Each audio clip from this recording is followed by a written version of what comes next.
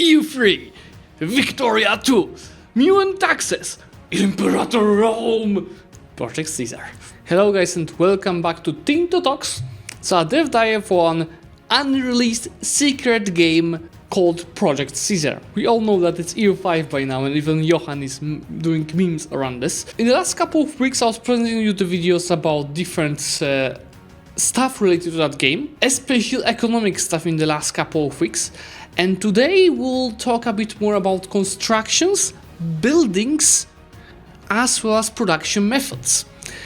After this dev diary, we might start thinking, is it Victoria 3 2.0? Because there'll be a lot of things that are, at least at some level, similar to that game. So first of all, there was a bit of a tease in the last dev diary about constructions. Today we will go much deeper on how that works, because you'll see that all the constructions require us different materials to progress.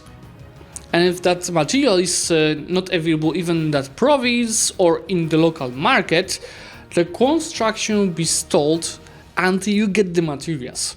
So there's a key point right now. It's just not throwing money at the buildings, you need the materials as well. And that will work for various buildings, including road building, ship building, recruiting regiments, building buildings, and expanding RGOs. You see here an example of a monastery in Girona that will require three kind of the goods to progress. That would be a stone, glass, and lumber. We have some other examples, like in Age of Renaissance, building a ship, a light ship, will require us naval supplies, lumber, weaponry, copper, tin, and metal works. And that does tell us that it will change over the different ages, and that will have ages. Not sure how, if they work like in EU4.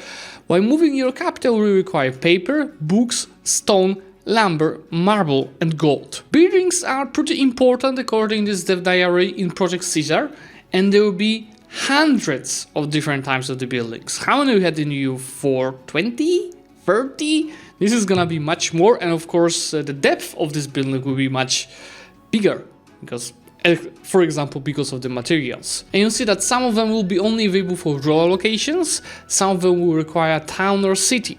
Some can be built in the ports only, some can only be built in the other countries, like I assume some kind of an embassy, and some we can only build when there is no owner of a location. Lots of the buildings will have requirement of unique culture, religion, region, or even specific tag. So the default nations will not have hundreds of buildings, probably it will be much less, but it is really good news what they're telling us here, because that means it shouldn't be a bare mechanic in a 1.0 release of the game. We should have some depth depending on all of these requirements. And you see they'll be categorizing these buildings into three categories. One of them, buildings that produce goods, like a mine, buildings that only give effects, like for example a granary, and buildings that can only be built by the estates.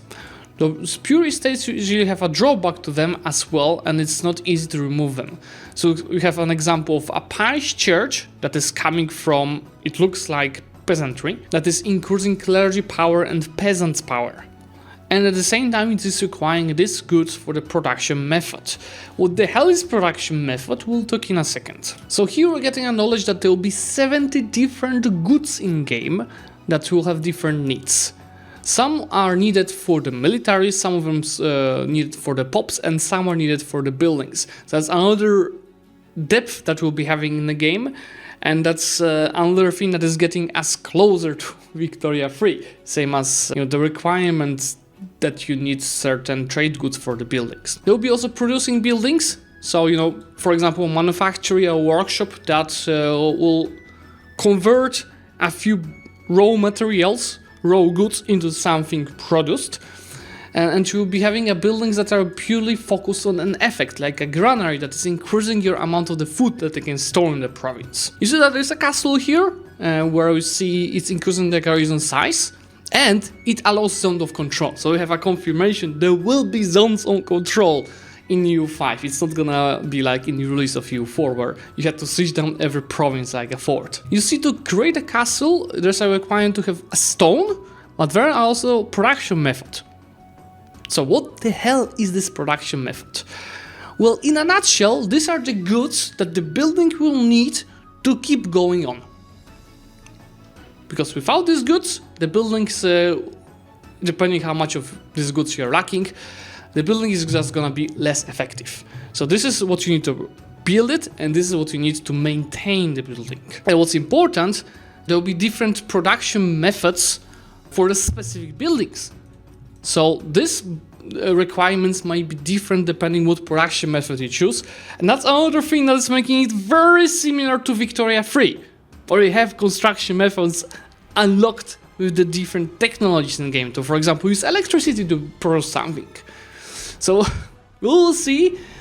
On the first sight, it seems like a lot of micromanagement. For some people, yes. For some people, no. But the good news that for the people that say no, that's not what EU5 should be about. Johan is mentioned here that it can be automated, and these production methods could be just chosen automatically by AI for you every month, depending what goods you're lacking, what goods you have too many of. And see here an example of like choice of the production methods for a paper makers guild. So a building that is making paper. So you could have animal parchment, you could have rag paper, fiber pulp paper, or a wood pulp paper. And depending on different goods and how many of them you have in your market, you see it will make you lose money, or you can make money because, for example, in this particular market there is a lot of wood. There it is. You can automate the production method selection, which will adapt it on a monthly basis based on what resources are available and what would be profitable. The AI also allows for macro decisions regarding production methods. That's important because that's also my position. It's great to have depth and some micromanagement for people that want to do it, but in general, it usually was mainly about macro decisions, a bit less about micromanagement. So it's good that will be something for both of the type of the players. The question is how effective, how efficient will be the choices of AI. What will be also important is that every building will require employed POPs to function as well, which is also similar to Victoria 3. And on top of that, we have different classes of the POPs that were required for the different buildings, and that might also make the lower class promote through the working in the specific buildings. Producing buildings that are not profitable will be closed, and POPs will work in other buildings. However, you can always subsidize a building if you require the goods or the other benefits it gives. So it's also another thing that makes it very similar to Victoria 3. Something that is, I think, rather controversial, because the profit that the building is gonna make is gonna be added to the base tax of location, which means then it will be decreased by your control of the location. Then it will be split between the estates, and from the split between the estates, then you're gonna take just percentage of the tax. Meaning that even though you build that building, so it's kind of a crumb building, the profit will still first go to estates and then to you. I'm not sure that's I'm not sure I like that approach. It is definitely gonna make scaling with buildings much harder. So, blobbing will be also much harder in game because of the control as well.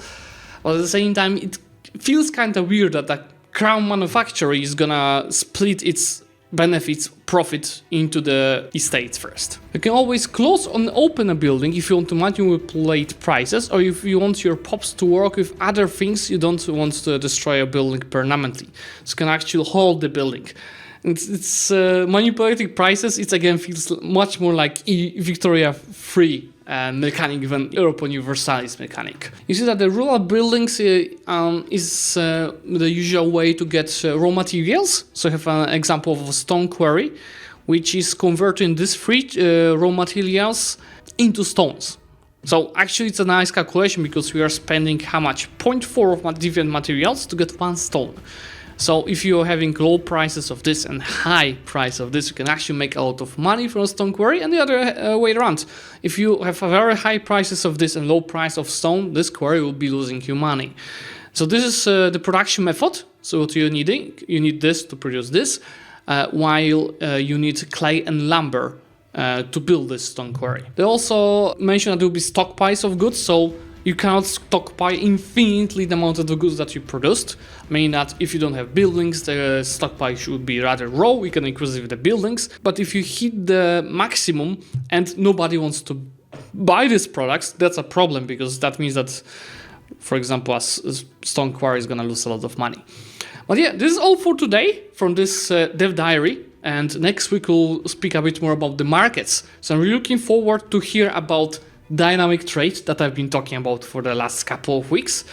And let's jump into the comment section. And before I do that, I saw one of the comments from the previous dev diary that I did not capture in my video, is that Johan said that the game time span is gonna be around 500 years. So if it starts in 1437, we should get at least past the Napoleon Wars. PDX forums every Wednesday. A blessing from the Lord. You look lonely, EU5. I can fix that. Can't wait for the Vicky mod for this game. Europa Uuniversalis. that's what I'm talking about. But there's no map. There's also confirmation that there will be food reserves by province. For now, they're not confirming what languages will be available. They just confirmed there will be more than just English. Oh, the question about the zone of control. And Johan is saying the zone of control will be having some mechanics coming from EU4. Like probably just blocking the provinces around. And Imperator. And I'm more than sure what he means by Imperator is that when you siege down a fort with a zone of control, it is occupying you all of the provinces that force has in its zone of control, because of the amount of locations, we can't just carpet siege all of these thousands of provinces. There's a question if as an attacker in the war can you destroy buildings during the war, and Johan is saying not easily, but it means you can do it. It's just maybe some specific mechanics for it. Can locations import goods outside of their local market to get resources they need? Because we just kept hearing about the local market. We'll talk about trade next week, but yes, you can trade resources between markets. And also confirmation that the pops will have their own needs of the goods, besides food. Discussion about the zone of control rules are more similar to Imperator, which is a 2.0 of the system that EU4 has. And it was interesting in the Napoleonic age, confirmation that there will be that kind of an age, there will be a technology that will allow you to ignore forts zone of control because they will be a bit out of date by that time. EU3, Victoria 2, Mutant taxes, Imperator Rome, Project Ceasar. Please tell me there will be no money over like in EU4. Use 64-bit fixed point like in Imperator does, so I assume it will fix the issue. Johan is going a bit deeper about what I was explaining about automating the production methods and inputs, and you see that on the macro level you'll be able to change the production methods with this kind of sliders. I have no idea how to read it now, but I am starting to work. Oh yeah, and it's a confirmation what I just said. So the force will block the army passage like in EU4 and occupy the whole province, not just location where the fort castle falls to the siege. I knew it! This is really interesting. So if the estate satisfaction is beyond 50%, they might build buildings that are not exclusive for estates, so the buildings that the crown could build as well. And that's why I explain why all of the crown built buildings will be also going into the estates tax, just to simplify the system. Keeping the estates happy and rich can help you build up your country. Are the buildings built in locations with no owner tied to the new colonization system? Yes. Are the buildings built in other countries' treaty ports, like in the Jema port in Nagasaki for the Dutch? Yes. You cannot close the estates buildings. That's important because some of these estates buildings will be hurting you, and destroying them will make the estates upset. You will need to spend goods on upkeeping units, not just money. The AI can't cheat zone of control in Project Ceasar, and the rules are less arcane than EU4, so it will be less confusing. That's what a lot of you are looking for, right? And the setting for automation of the buildings will be set up on the country level, which I think is a good decision to just make it simple for people that don't want to care too much about it. Does the good give a bonus like in EU4? For example, cloth gives minus 10% local death cost, while wine gives unrest. No. Okay guys, I think that's gonna be it for what comments we are reading today. And well, just one final comment from me, based on what I've seen. I do really like where it's going, because it has a huge potential. But it has a huge potential to pass. I don't think there's... it's gonna be really hard to get something in between. It's gonna be either super great that they're using this kind of depth in the buildings and the goods system, or there's also a huge risk that people are gonna fucking hate it because some people hate Victoria 3 as well. But I'm really in a good heart, and I hope that they will make it good, meaning that there won't be too much micromanagement for the people that don't want to do it, so they can just click the automate. At the same time, people that love playing in a peacetime, just building up, micromanaging everything, they will be able to do it. I know people that like playing this kind of games in EU4, they will love it in EU5.